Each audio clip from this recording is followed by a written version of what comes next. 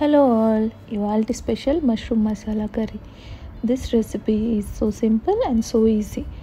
Just ఒక బౌల్లో 5 to 7 ఎండుమిర్చీలు and జీడిపప్పు వేసుకొని కొద్దిగా హాట్ వాటర్ వేసుకొని 10 to 15 మినిట్స్ నానబెట్టుకోవాలి. దాంతోపాటు ఇంకొక బౌల్లో కొద్దిగా చింతపండు కూడా నానబెట్టుకోవాలి.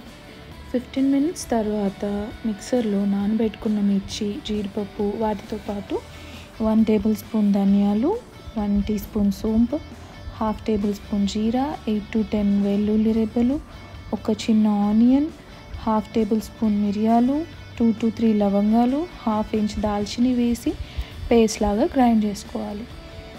గ్రైండ్ చేసుకున్న పేస్ట్ని పక్కన ఉంచుకొని నెక్స్ట్ ఒక కడాయిలో 2 tablespoon oil, 1 tablespoon ghee వేసి ఆయిల్ బాగా వేడయ్యాక కట్ చేసుకున్న పచ్చిమిర్చి కరివేపాకు వేసుకొని లైట్గా వేగనివ్వాలి.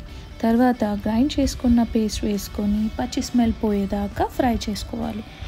లైట్గా ఆయిల్ సపరేట్ అవ్వడం స్టార్ట్ అయ్యాక చింతపండు రసం వేసుకొని దాంతోపాటు కావాల్సినంత సాల్ట్ యాడ్ చేసుకొని బాగా కలుపుకోవాలి.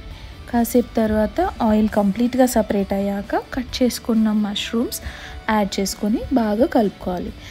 కొంచెం కూడా వాటర్ యాడ్ చేయాల్సిన అవసరం లేదు. కడాయి క్లోజ్ చేసి ఓన్లీ లో ఫ్లేమ్లో 10 మినిట్స్, మీడియం ఫ్లేమ్లో 5 మినిట్స్ కుక్ చేసుకోవాలి. ఫైనల్గా కొత్తిమీర వేసుకొని సర్వ్ చేసుకోవడమే.